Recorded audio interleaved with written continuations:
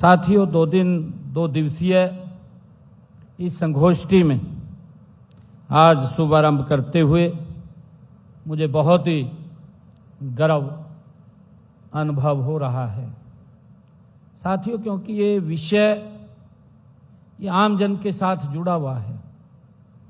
ये विषय देश के यशस्वी प्रधानमंत्री आदरणीय नरेंद्र मोदी जी के उस संकल्प के साथ जुड़ा हुआ है जो उन्होंने संकल्प लिया है 2047 उस संकल्प के साथ ये विषय जुड़ा हुआ है। साथियों, यह गोष्ठी देश के भविष्य का रोड मैप ये तैयार करने का एक महत्वपूर्ण मंच है। साथियों, यहाँ विचार, तकनीक, अनुभव और संकल्प मिलकर के भारत को सुरक्षित, सशक्त और विकसित बनाने की दिशा में हम आगे बढ़ेंगे। साथियों, मुझे हरियाणा का मुखिया होने के नाते ये गर्व भी है कि राष्ट्रीय महत्व की इस संगोष्ठी का मेजबानी करने का अवसर ये हरियाणा को मिला है और पहली बार मिला है। मैं इसके लिए देश के, हमारे भारत के सड़क परिवहन मंत्री आदरणीय नितिन गडकरी जी, उनका भी मैं आभार व्यक्त करता हूं और सभी अधिकारीगण, NHAI के सभी हमारे अधिकारीगण, उनका भी आभार व्यक्त करता हूं क्योंकि अवसर ये हरियाणा को मिला है। आदरणीय नितिन गडकरी जी ने भी इस उद्घाटन सत्र में उनका भी हमें मार्गदर्शन मिलना था, परंतु जिस प्रकार की रचना योजना कार्यक्रमों की रहती है, लोकसभा का सत्र चल रहा है और उस लोकसभा के सत्र के कारण आदरणीय गडकरी जी यहां उपस्थित नहीं हो पाए, परंतु उनकी जो दूरदर्शी विजन है और जो वो मार्गदर्शन देश के अंदर हम देख रहे हैं कि देश के लोगों का जीवन किस प्रकार से सरल और सुगम करने का काम लगातार आदरणीय नरेंद्र मोदी जी के नेतृत्व वाली नीतियों ने वो किया है। साथियों, मैं भारतीय सड़क कांग्रेस और हरियाणा के लोक निर्माण विभाग को इस उत्कृष्ट आयोजन के लिए मैं हार्दिक बधाई भी देता हूं, शुभकामनाएं भी देता हूं। साथियों, मुझे खुशी है, मुझे ये गर्व भी है कि देश भर के हमारे विशेषज्ञ, हमारे अभियंता और शोधकर्ता, नीति निर्माता आज एक मंच पर एकत्रित हुए हैं। ये हमारे लिए बड़े गर्व की बात है। ये सब अगले 2 दिन यहां पर बैठ करके अलग अलग विषयों के ऊपर एक माइक्रो मैनेजमेंट, क्योंकि सड़क सुरक्षा एक बहुत बड़ा विषय है, उसके अंदर कई बातें उसके साथ जुड़ी हुई होती हैं, उनके ऊपर गहनता से उनके समाधान और लोगों के जीवन को कैसे सरल और सुगम इसके माध्यम से किया जा सके, ये इसके ऊपर हम महत्वपूर्ण मुद्दों पर गंभीरता से यहां बैठ करके 2 दिन विचार विमर्श करने वाले हैं। साथियों, सड़क, हम सब जानते हैं कि सड़क केवल एक भौतिक संरचना नहीं है, यह विकास की एक जीवन रेखा होती है। साथियों, यह गांव को शहर से जोड़ती है, क्योंकि गांव को शहर से जोड़ने का, गांव और शहर हम देखते हैं, प्रधानमंत्री सड़क योजना आदरणीय अटल बिहारी वाजपेयी जी ने इसका शुभारंभ किया। यह 1998, लगभग 1998 से अगर हम देखें, जब अटल बिहारी वाजपेयी जी देश के प्रधानमंत्री बने तो वो पहली बार प्रधानमंत्री ग्राम सड़क योजना वो लेकर के आए और उसका लाभ गांव के लोगों को भी मिला और धीरे धीरे गांव भी एक विकसित भारत की तरफ जुड़ना वो शुरू हुआ है। साथियों, ये सड़क का इतना महत्व होता है कि किसान को ये बाजार से जोड़ती है। साथियों, युवाओं को अवसरों से जोड़ती है। अगर हमारे रोड ठीक होंगे तो युवाओं को नए नए अवसर मिलेंगे और देश प्रगति के पथ पर अग्रणी गति से आगे बढ़ेगा। लेकिन यह भी एक कटु सत्य है, हम सब जानते हैं कि जहां सड़क विकास का माध्यम है, वहीं सड़क दुर्घटनाएं हमारे समाज के लिए एक गंभीर चिंता का विषय भी वो बनी हुई है। साथियों, आज भारत में हर वर्ष लाखों लोग सड़क दुर्घटनाओं का शिकार होते हैं।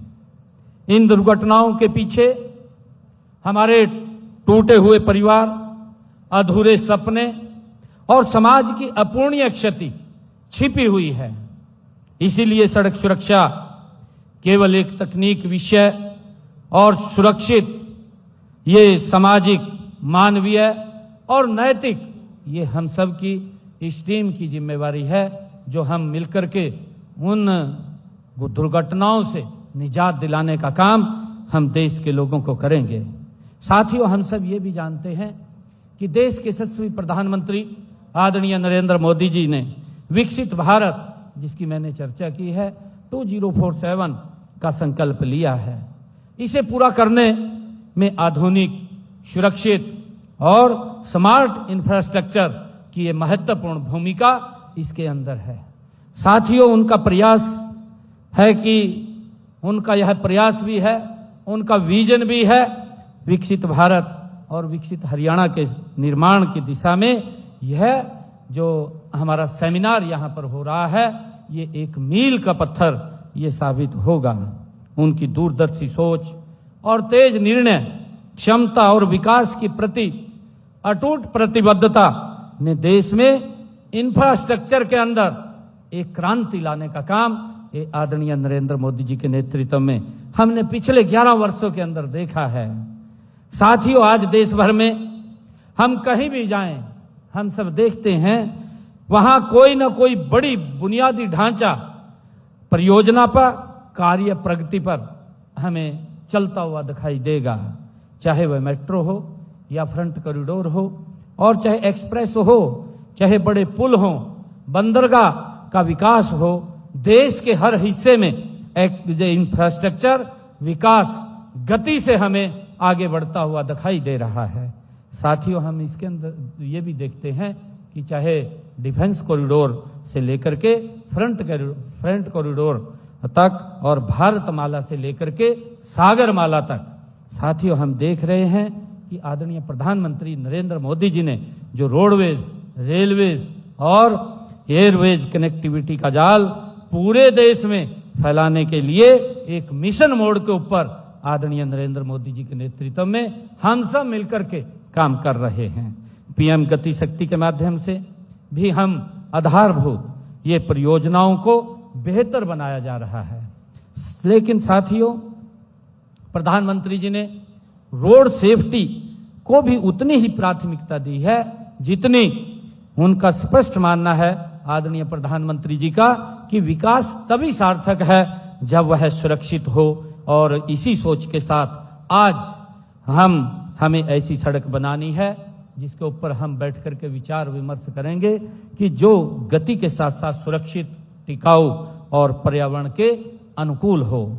साथियों, इसी सोच के तहत हमने हरियाणा में पिछले 11 वर्षों में 28,665 करोड़ रुपए की लागत से 43,703 किलोमीटर लंबी सड़कों का सुधार भी किया है। और इसके साथ ही मैं बताना चाहूंगा कि 2,534 करोड़ रुपए की लागत की 2,417 किलोमीटर लंबी नई सड़क का निर्माण भी आधुनिक तकनीक से किया गया है।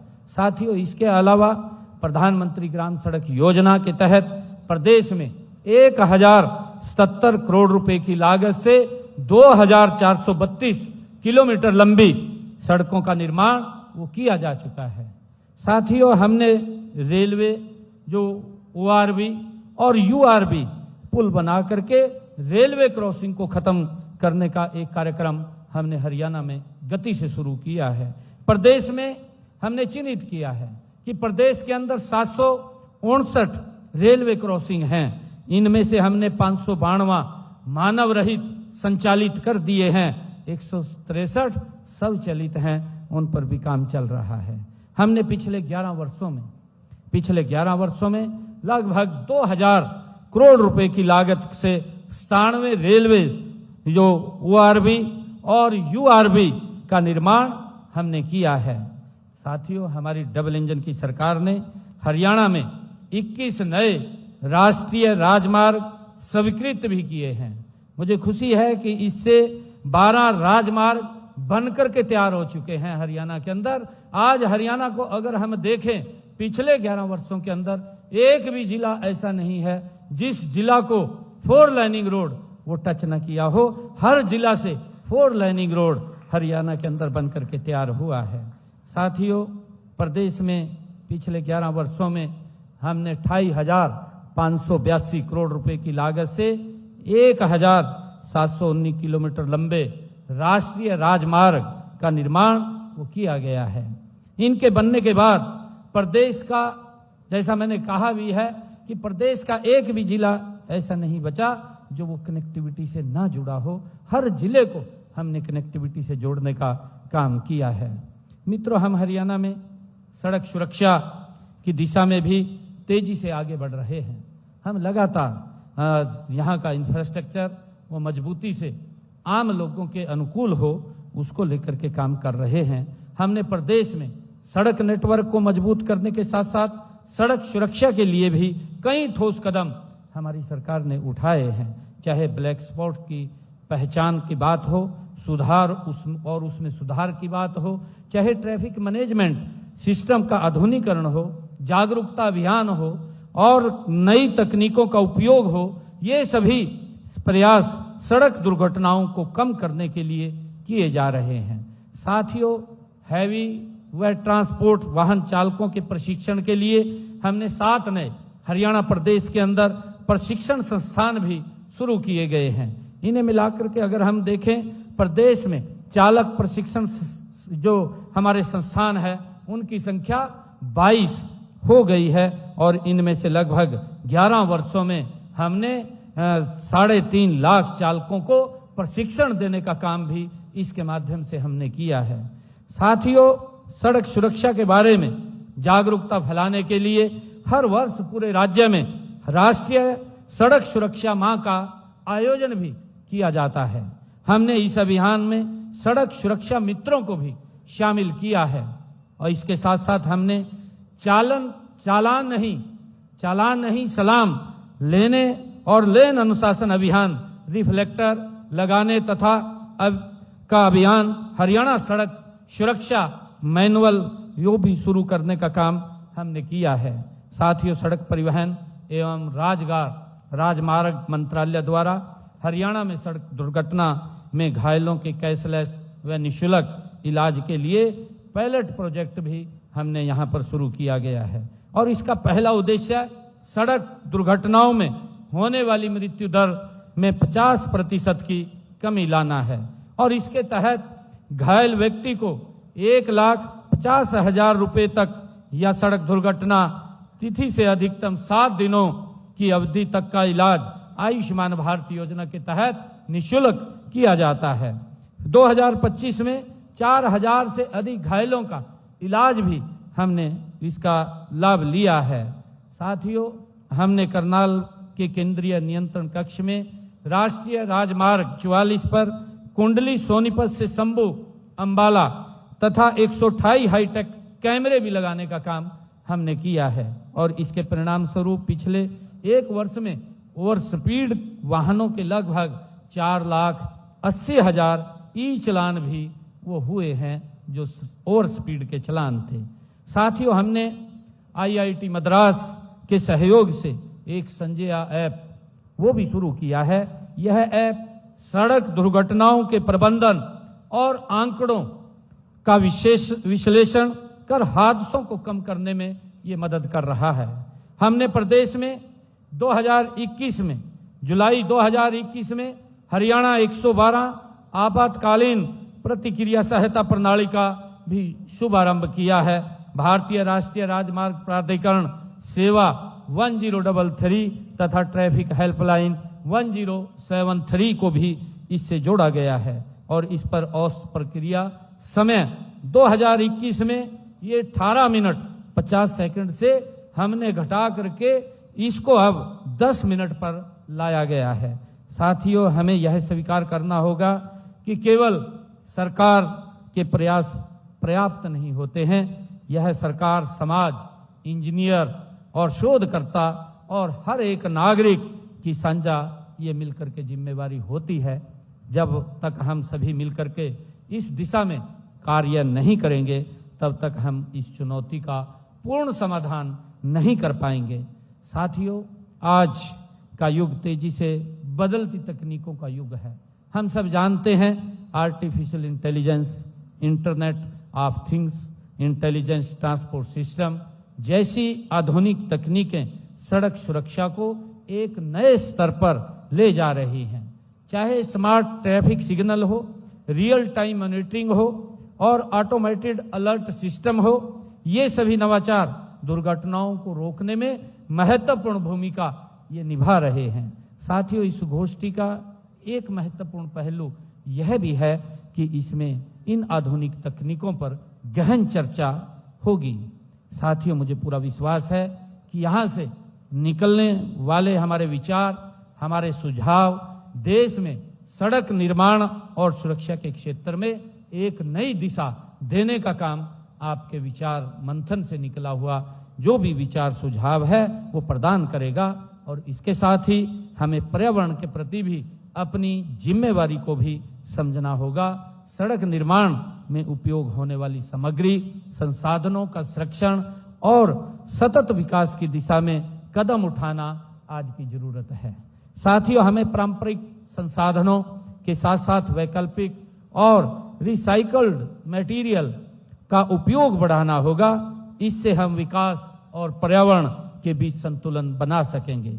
मैं इस मंच से विशेष रूप से हमारे सभी इंजीनियर और शोधकर्ता से आग्रह करना चाहूँगा कि आप अपने संधान को केवल सैद्धांतिक न रखें, उसे व्यवहारिक रूप से लागू करने की दिशा में भी हम मिलकर के काम करें। देश को आज एक ऐसे संसाधन चाहिए जो सस्ते हों, टिकाऊ हों और व्यापक स्तर पर वो लागू भी हों। आज इस प्रकार के संसाधनों की देश को आवश्यकता है। मित्रों, सड़क सुरक्षा का एक महत्वपूर्ण पहलू यह है कि यातायात नियमों के प्रति जन जागरूकता।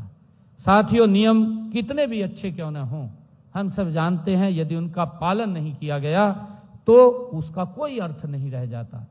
साथियों, हमें इस बात को समझना है, इसके ऊपर कैसे हम विचार कर सकें, चाहे हेलमेट का विषय हो या सीट बेल्ट लगाने की बात हो या गति सीमा का पालन करना हो।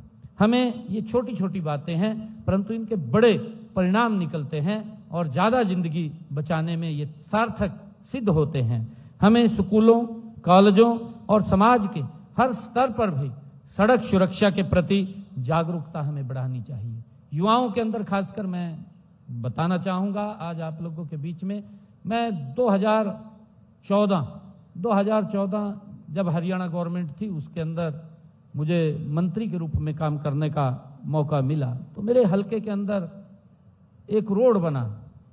रोड बहुत, क्योंकि उसके अंदर आर्मी का कुछ भाग आता था और आर्मी के भाग के कारण वो सड़क का नवीनीकरण नहीं हो रहा था। जब मैं वहाँ, मेरे हलका था वो, मैं अपने हलके के अंदर वहाँ जाता था तो महिलाएं भी आकर के मुझे एक बात बोलती थी। वो कहती थी कि भाई हमें आपसे कुछ नहीं चाहिए, ये हमारी सड़क बना दीजिए, क्योंकि हमारे तो बच्चों के रिश्ते भी होने बंद हो गए हैं, कोई रिश्ता भी नहीं लेकर के आता। इस प्रकार की स्थिति होगी। तो मैंने उसके अंदर, जब मंत्री था, मैंने बड़ा इंटरव्यू किया उसके अंदर। मैं वहाँ जाकर के जो हमारा अम्बाला का आर्मी चीफ था उसको जाकर के मिला। मैंने उसको कहा कि आप हमें परमिशन दें, या तो आप बना दीजिए या हम बना देंगे इसको। तो कहने लगा कि बना तो आप दो, मैं परमिशन दे दूंगा। हमारे अधिकारी भी शायद यहाँ बैठे हैं, गोयल साहब बीच में आपके, उस वक्त तो एक्शन थे वहाँ पर, और उन्होंने परमिशन दे दी। परमिशन दे करके उन्होंने उसको विड्रॉ कर लिया, परंतु हमने उसी परमिशन के ऊपर वो सड़क बना दी। वो सड़क इतनी अच्छी बनी, मेहनत से उसके ऊपर अधिकारी लगे, बहुत अच्छी सड़क बनी, परंतु उसके ऊपर वो सड़क अच्छी बनने का नुकसान ये हुआ कि नौजवान बच्चे, हर रोज कोई ना कोई एक्सीडेंट हो रहा उस रोड के ऊपर। वो दूसरी तरफ दिक्कत आ गई। तो गांव के लोग, वहां के क्षेत्र के लोग फिर इकट्ठे होकर के आए। वो कहने लगे जी, कहा ये बच्चे मानते नहीं हैं, स्पीड में चलते हैं और दुर्घटना होती है, हर रोज कोई ना कोई बच्चा चला जाता है। हमने फिर उसके ऊपर किया भी भाई इसके ऊपर बैरिकेड लगाओ अलग अलग जगह। तो जहां पर बैरिकेड लगे कम से कम तो स्पीड के अंदर तो कमी आएगी।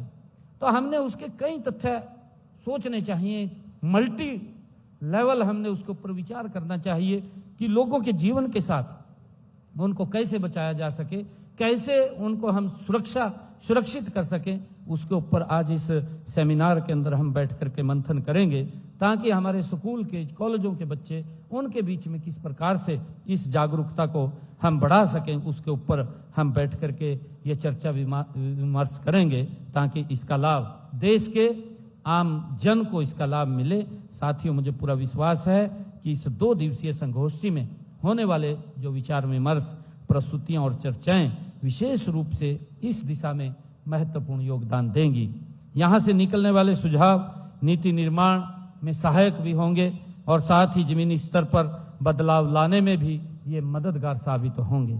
साथियों, मैं एक बार फिर भारतीय सड़क कांग्रेस और लोक निर्माण विभाग हरियाणा को इस आयोजन के लिए मैं बहुत बहुत बधाई और शुभकामनाएं देता हूं। मैं सभी प्रतिभागियों से ये अपेक्षा करता हूं कि आप इस मंच का अधिकतम उपयोग करें, आप अपने विचार साझा करें और देश के लिए एक सुरक्षित सड़क प्रणाली के निर्माण में अपना महत्वपूर्ण योगदान आप दें। इन्हीं शब्दों के साथ मैं इस राष्ट्रीय संगोष्ठी के सफल आयोजन की मैं कामना करता हूं। आप सबको बहुत बहुत बधाई और शुभकामनाएं देता हूं। इसका एक बहुत अच्छा रिजल्ट निकल करके आएगा। आप सब यहां पधारे हैं, मैं आप सबका पुनः धन्यवाद करता हूं। इन्हीं शब्दों के साथ जय हिंद, जय भारत, जय भारत।